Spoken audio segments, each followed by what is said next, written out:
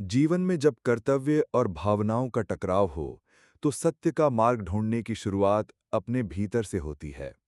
श्रीमद् भगवद गीता का पहला अध्याय हमें सिखाता है कि संकट के समय हिम्मत और ज्ञान ही हमें आगे ले जाते हैं। प्रथम अध्याय, अर्जुन विषाद योग, विस्तार से। परिचय और युद्ध का दृश्य। कुरुक्षेत्र का विशाल युद्ध क्षेत्र, जहां दो महान सेनाएं, पांडवों और कौरवों की, आमने सामने खड़ी हैं। लाखों सैनिक, रथ, घोड़े और युद्ध के शंखनाद से वातावरण गूंज रहा है। कहानी शुरू होती है हस्तिनापुर के राजा धृतराष्ट्र से, जो अंधे हैं और अपने सारथी संजय से युद्ध का हाल जानना चाहते हैं। संजय, जिसे ऋषि वेदव्यास ने दिव्य दृष्टि दी है, युद्ध क्षेत्र का जीवंत चित्रण करते हैं। कौरवों का नेता दुर्योधन अपनी सेना का जायजा लेता है। वो अपने गुरु द्रोणाचार्य के पास जाता है और अपनी सेना की ताकत का बखान करता है।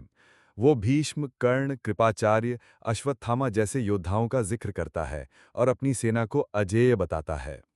साथ ही वो पांडवों की सेना को देखकर थोड़ा चिंतित भी होता है, क्योंकि उसे पता है कि पांडवों के पास अर्जुन और श्रीकृष्ण जैसे शक्तिशाली साथी हैं।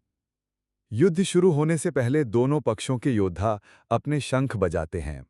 पांडवों की ओर से अर्जुन का शंख देवदत्त, भीम का पौंड्र, युधिष्ठिर का अनंत विजय, श्री कृष्ण अपना शंख पंचजन्य बजाते हैं।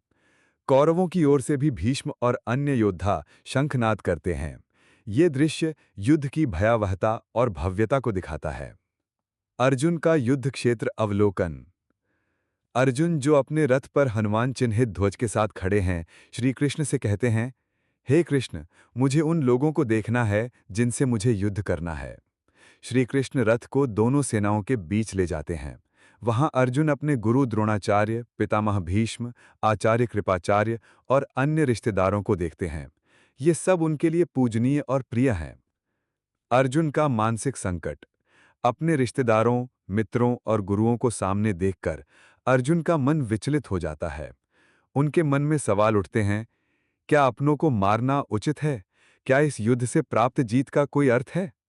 अर्जुन कहते हैं, इन अपनों को मारकर हमें क्या सुख मिलेगा?